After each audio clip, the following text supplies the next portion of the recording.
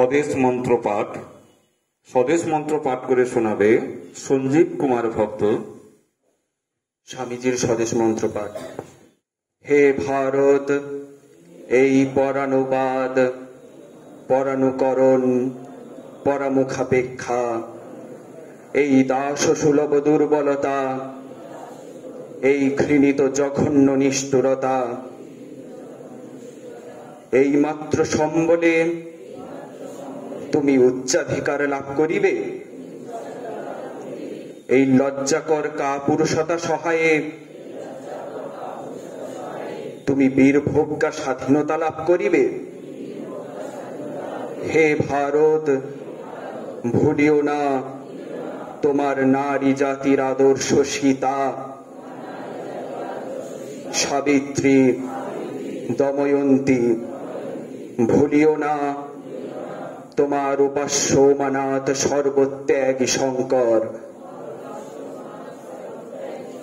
ভুলিও না তোমার বিবাহ, তোমার ধন, তোমার জীবন ইন্দ্রিয় সুখের, নিজের ব্যক্তিগত সুখের জন্য নহে।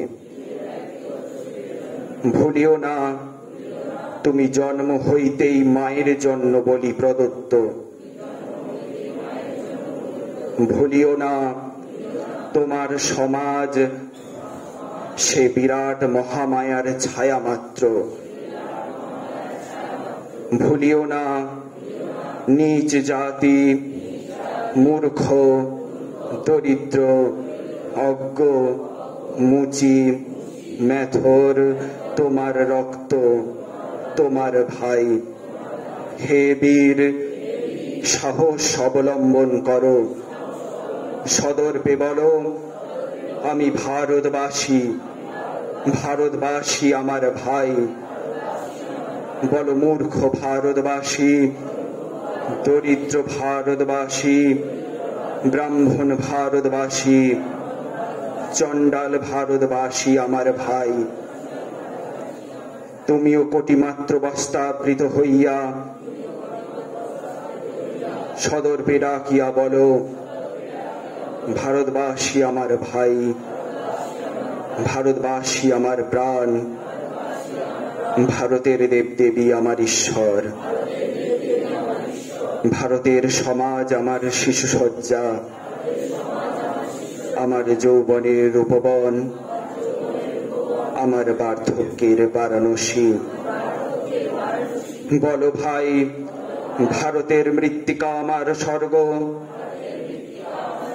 ভারতের কল্যাণ আমার কল্যাণ।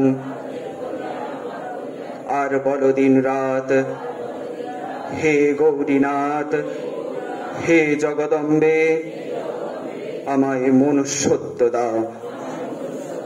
মা, আমার দুর্বলতা কাপুরুষতা দূর করো,